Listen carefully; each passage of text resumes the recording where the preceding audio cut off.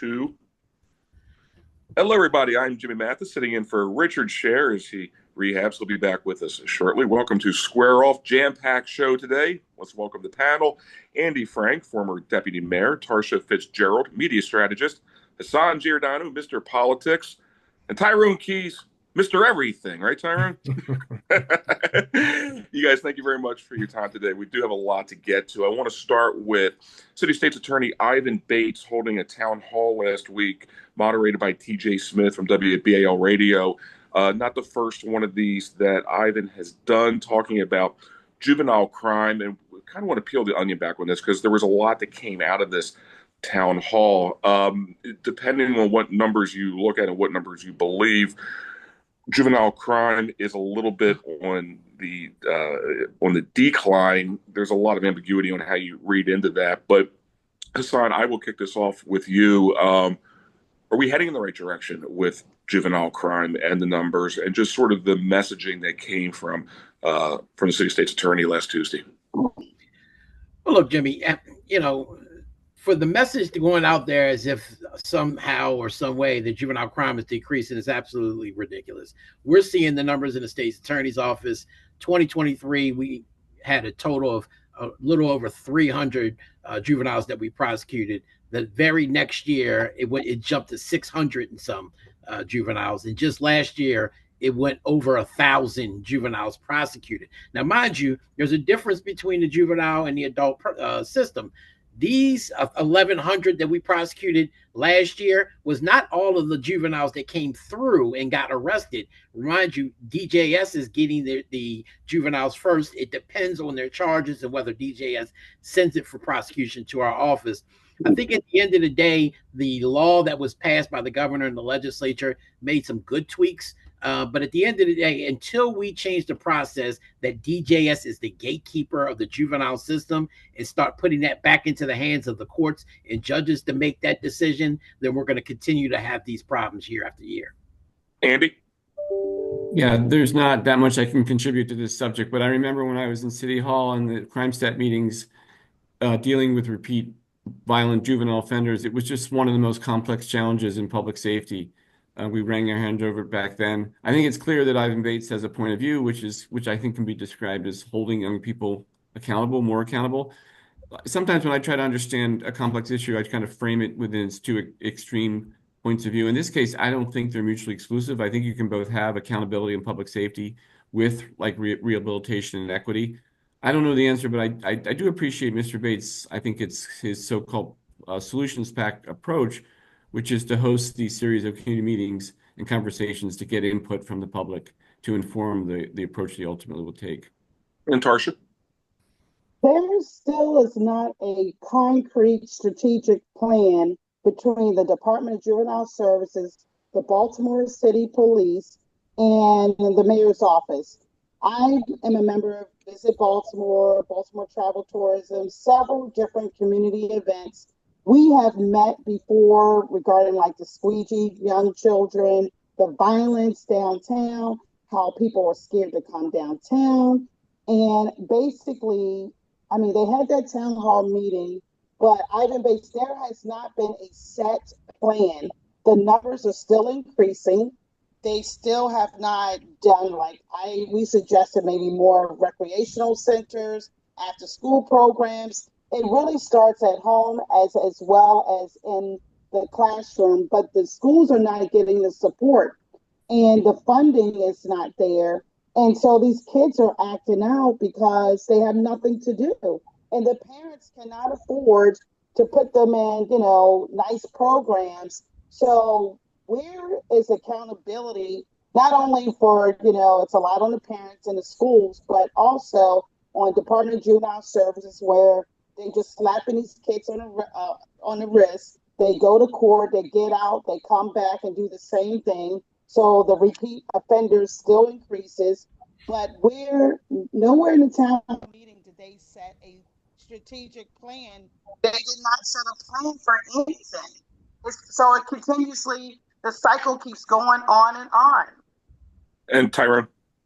I think that's a good point in terms of the cycle, because one thing that we do place these youth at a huge disadvantage if we don't address the problem early, which, from my perspective, Bates is attempting to do. What we do is we expose them then to the concept that there's no accountability. And once they turn 18, then they find out that there is indeed accountability in the adult system, and we're looking at lives that could be, seriously impacted. They may not be able to reintegrate into the economy, into the society effectively. So we have to make it clear at the juvenile level that there are indeed consequences, and there are alternatives. There are tons of programs out there that are free or near free. Civil Air Patrol, Sea Scouts, there are scores of programs out there.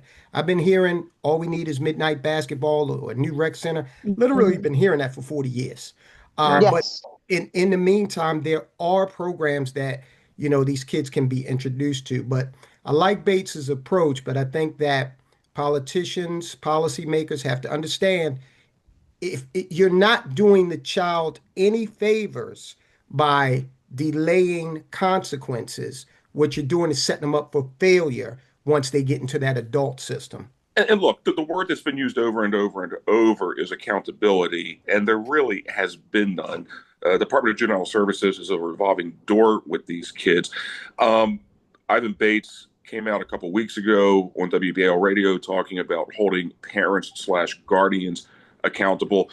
Look, as much as Ivan Bates has a lot of support in the community right now, it wasn't, and Hassan, I'll go to you on this, it wasn't all support in that room last Tuesday. There were a decent amount of people that were concerned about being too harsh on these kids, which is pretty amazing right now when there really in no meaningful way is any accountability when it comes to juvenile crime. It absolutely isn't. And look, I get it. Like, what I don't understand is the individuals who act as if there should not be accountability for juveniles when these people clearly either don't live in the city of Baltimore, or the reality that they see each and every day is not the reality that many of us see from South Baltimore to East to West to North Baltimore. Here's the difference. The juvenile system is designed, unlike the adult system, as accountability, right? But there's also, in the adult system, it's punitive. In the juvenile system, it's rehabilitation. So it's designed to be that way. The argument that I think that the state's attorney is making is this. At the end of the day, DJS, their job is the accountability of a child. Their interest lies with the child. What's the best interest of the child? And that's fine. The public defender or the defense counsel, their interest is, of course, the child, their client. But there has to be someone there, a third-party arbitrator, i.e. a judge or a juvenile magistrate, that when we argue or the state argues, their interest is the community, the actual victim of the crime, which unfortunately we've gotten away from. We're started to make the criminal the victim these past few years, and we forgot all about the ones who are getting their head bust, their cars taken, their houses broke into, or God forbid, shot and killed. We need a third-party arbitrator like the courts, like we have in the adult system, to be able to step in, listen to all sides of the argument early on, and be able to make a determination on what we do with that juvenile offender.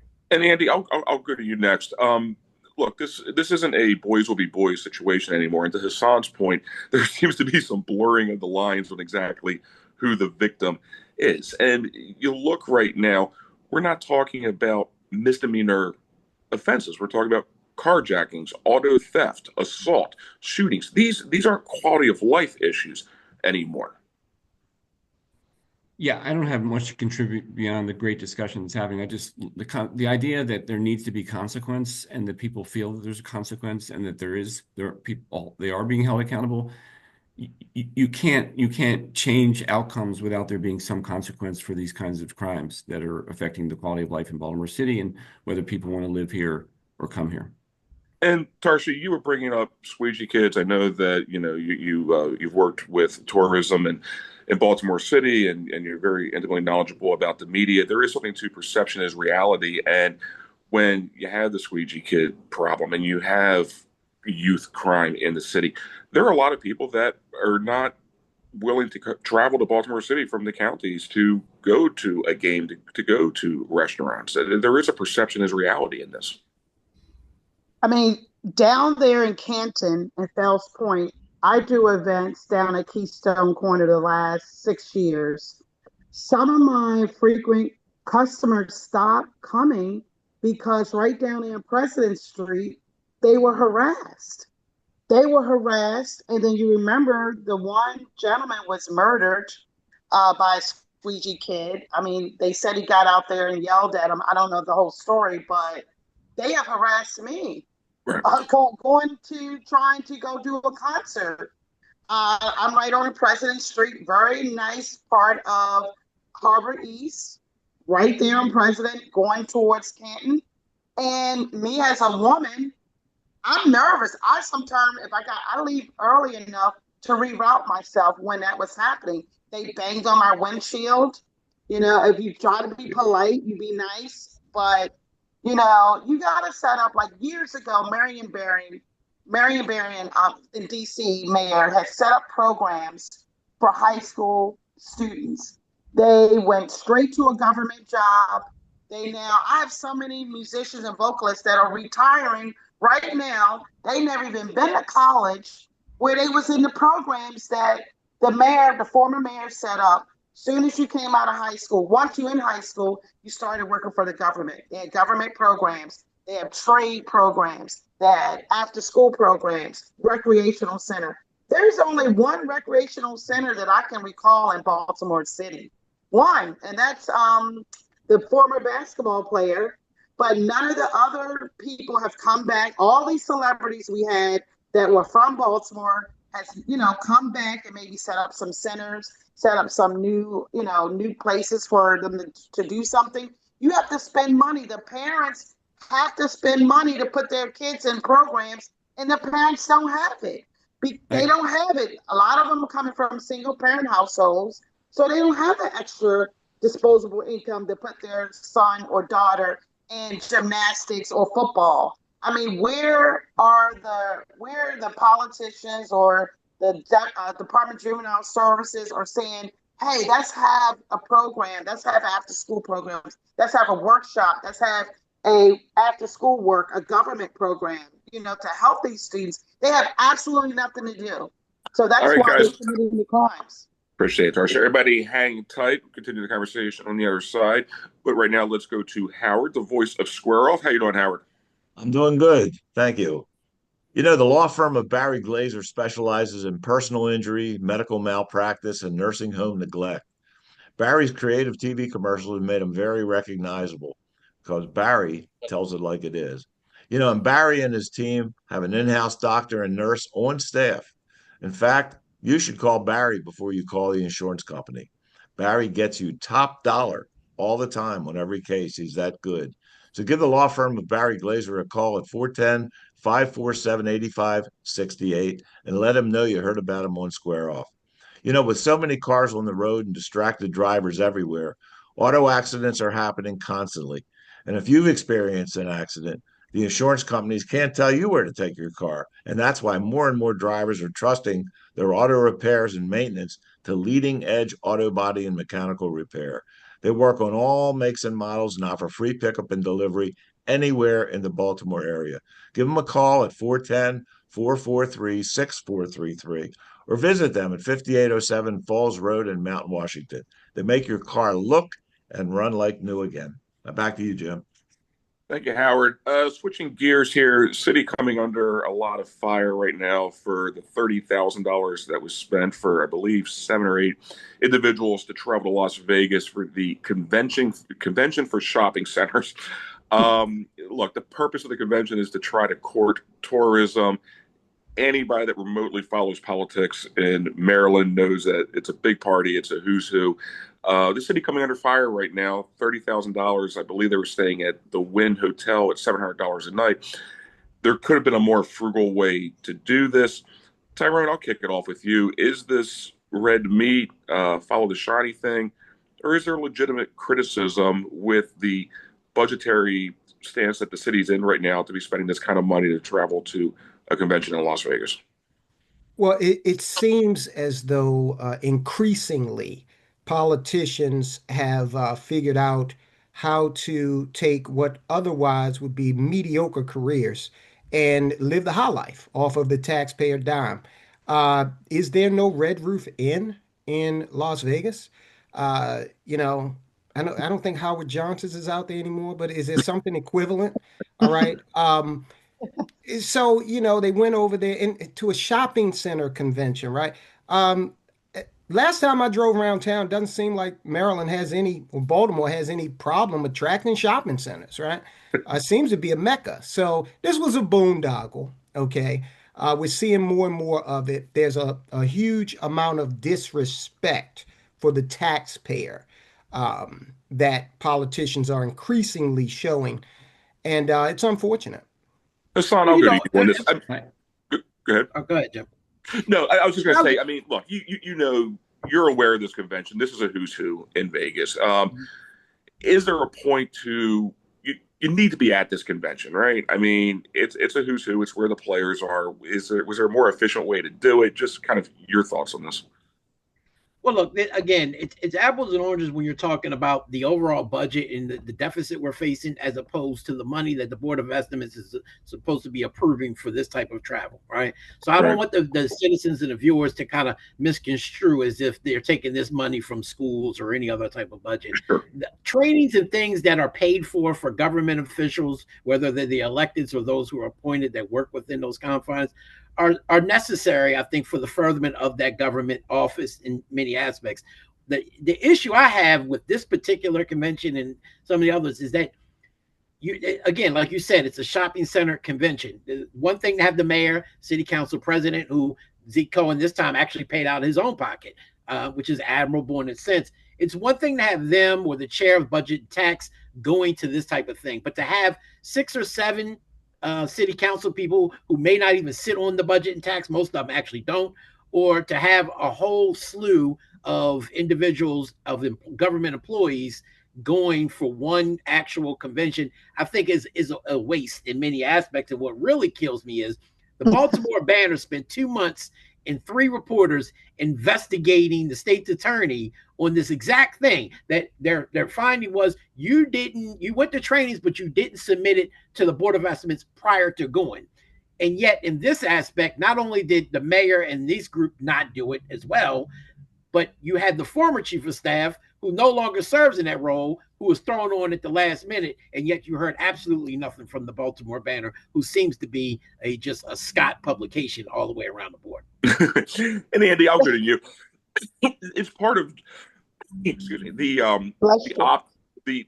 optics of this right now, where you have a city that is raising every fee it can find. They're asking the citizens to pay more of their fair share.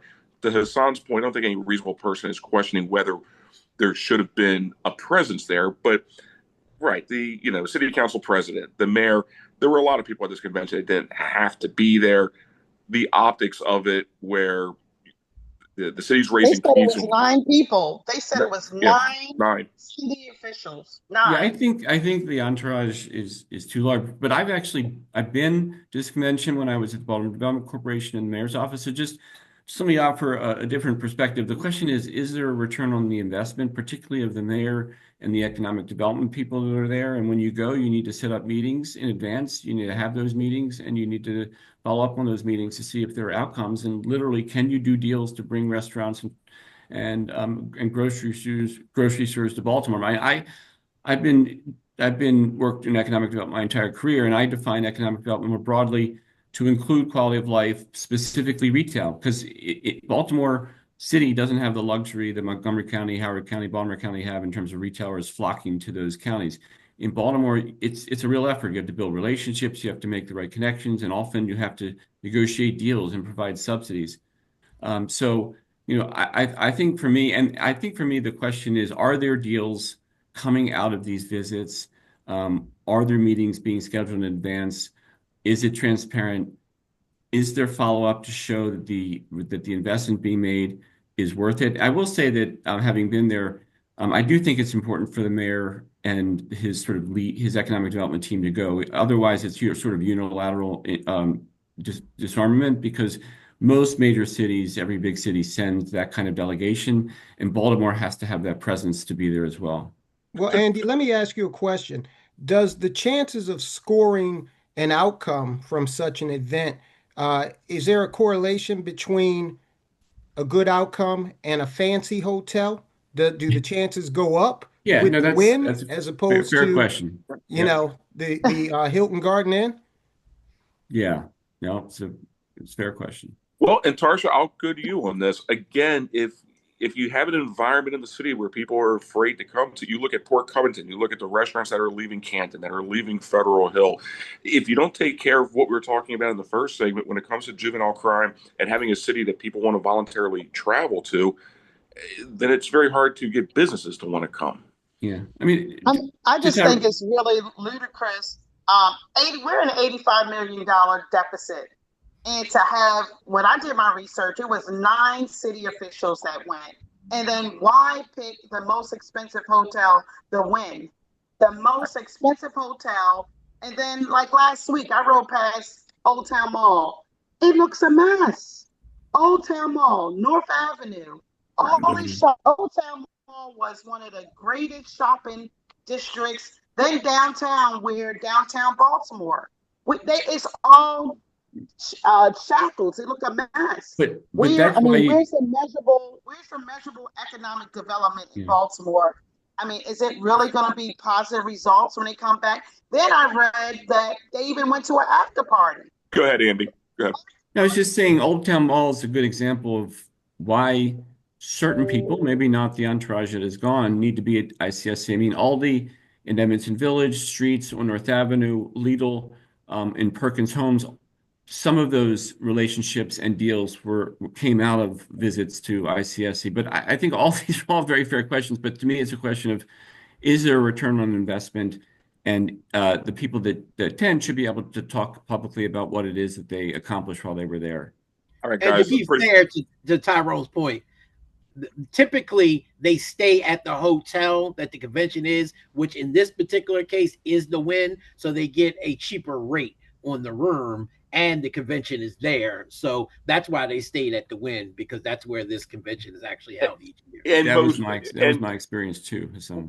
And most major conventions in Vegas are associated with the Wynn. However, to Tyrone's point, the Wynn is also arguably the most expensive hotel in all of Las Vegas. But it's the official hotel of conventions. It's adjacent to the convention center. And yeah, look, you got to fish where the fish are. But Jimmy, not to interrupt, but I think there needs to be an official square off convention at the Wynn. And Richard can pay for it. Okay. Yeah, we can all go out and discuss this out there. I think on our expense reports, on our expense reports, we should put Clark County, Nevada, and Las Vegas, Nevada. All right, guys, everybody hang tight. Continue the conversation on the other side. But right now, let's go to Howard, the voice of Square Off, who will be organizing the Steve Wynn trip. I will. Yes, that's on my agenda. I'm going to talk to Richard about that and see if we can work that out.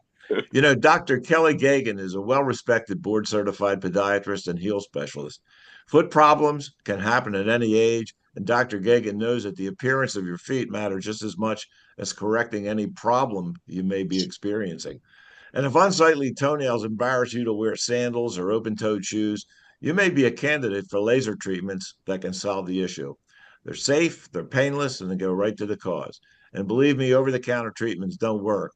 So give Dr. Gagan a call at 410-753-4422 to set up an appointment.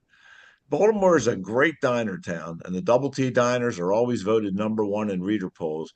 TT, totally terrific. For breakfast, lunch, or dinner, you can't beat the enormous menu selections that will bring you back again and again. There's Double T locations on Route 40 West, Perry Hall, White Marsh, Bel Air, Laurel, Annapolis, Pasadena, and the EC Diner in Ellicott City.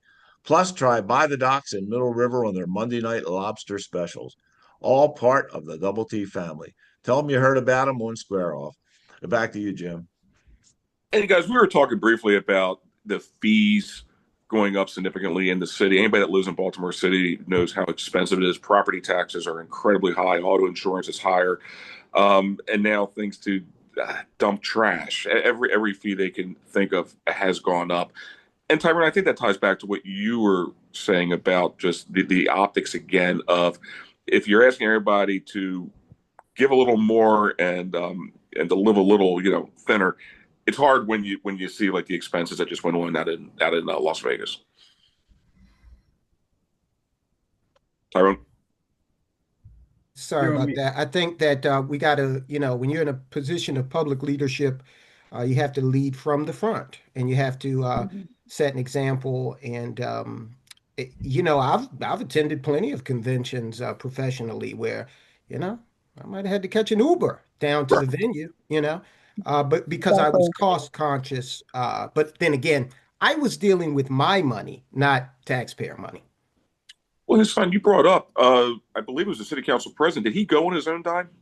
He did. Actually, City Council President Cohen decided to front his own dime to go there, which is admirable. Look, I don't think anybody would have complained if the City Council President would have went and it would have been paid for by that, because I think it's important to have the leader of the council there, right? But again, like Tyrone said, some leaders like to lead from the front, and I think he saw the optics that many of what we're talking about right now, and what many of people have been saying across the city is, okay, we're facing this $85 million deficit.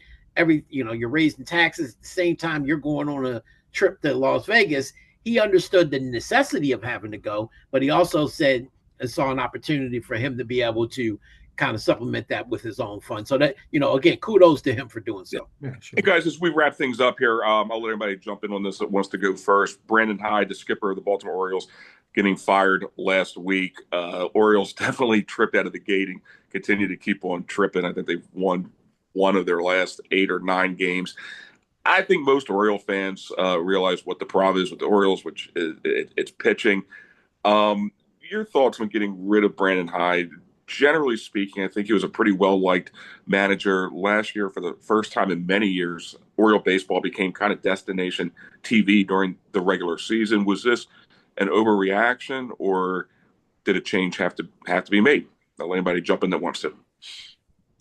I think it was Elias kind of just, throwing them to the wolves.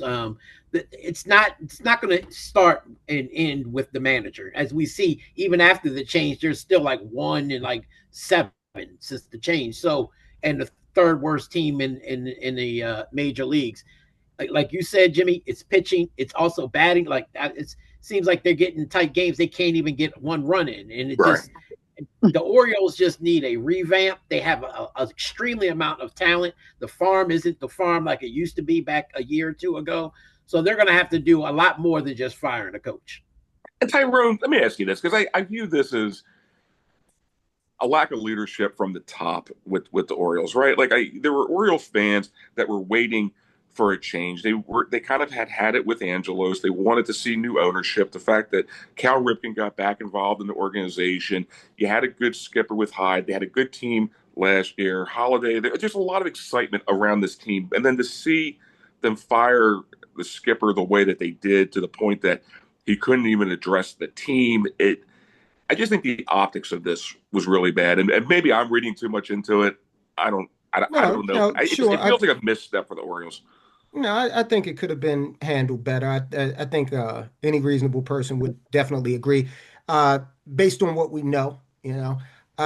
I will take a quick privilege here to go back to a point that Tarsha made earlier. I think it's extremely important, where she pointed out the reluctance of individuals to come into Baltimore City because of the crime perception and how that is interfering with the economy. That can't be understated. And look, we're talking about the Orioles. Remember, there was a televised riot, and they played a game without spectators in the order. I think that was the first time that had ever occurred in the Major League Baseball history. So I meant to focus on that when she initially said it, but that big incident with the Orioles, and now we hear from a person who's doing business in the city, who wants to do business in the city, go see a show, and crime is interfering with that. Brandon Scott really needs to wake up and start to pay attention to that and how it's interfering with the economy. Tarsha? Again, they said they wanted to try something different. Maybe a new voice is necessary. We did make it to the playoffs 2 consecutive seasons, but it trickled down from the ownership to the management that they just want to go in a different direction. They want to try something different, and they think if something different will make it better. But again, we got to get everybody on board, including the mayor, including Baltimore City Police, including it goes back again to the Department of Juvenile Services. Everybody on board, a collaboration, a team effort of getting everybody to again want to go to the O's game, want to go to the Orioles game. Again, our crime, what's happening to our economy and the businesses in the area is having an impact on the team as well. I mean, I used to have people tell me they come from New York, come down. Like, I go to the Yankees games, I go to New York, they will come down here. Like, no, we're not coming to your town. We're scared. I mean, the perception now is not good. And it's so, it's maybe, maybe it's hindering, the sports, but basically the ownership and management of Orioles said they wanted to go in a new direction, right, and maybe a new voice is necessary. And Tarsha, I think that's what's frustrating to so many people in this state is there's so much good. There's so many pieces that are in place. Whether you're a baseball fan or not, Camden Yards is one of the most prestigious stadiums in MLB. Ravens have been traditionally good since they came here. Harbor Place, I know it's been beat up over the years, but there is possibility there. Baltimore, what is it? It's a city of neighborhoods, whether it's Fells, Hamden, Canton, Brewers Hill. But again, it's the way we started the show. If you have a city where people feel intimidated to travel to, none of these other things matter. And so they're all kind of interconnected at the end of the day. Yes. Yes. I think starting the sentence with, I never thought it would happen in my lifetime. I think it's worth celebrating and hoping that it continues, that the month of April saw only 5 homicides. I mean, that alone does more for economic development than I probably could ever have done in my career. To see those numbers and hopefully that trend continues is something that we should rejoice and celebrate, and has impacts on juvenile crime as well. I did want to say, in terms of the Orioles, I got very little to offer there, except that my best friend says that the batters should not be swinging at the first pitch. And the other thing I'll say is that it's nice to go to the ballpark and see the owner's suite not dark, as it was under the previous owner, and to see an active, engaged ownership team, and have no doubt that they will remain so, and will begin to see the fruits of their investments in labor. Well, I would give the Orioles credit for this, for a stadium that I believe is 30 years old, if not older. Every time I walk into the place, it looks like they just built it, and they've done a great job of continuing to update it, and it's always a great fan experience. Everybody, thank you very much for your time. Andy Frank, Tarsha Fitzgerald, Hassan Giordano, Tyrone Keys. Everybody, enjoy Memorial Day weekend, and I'll see you next time here on Square Off. Take care. Thanks, Jimmy. Thanks, folks. Thank you. Bye, everybody.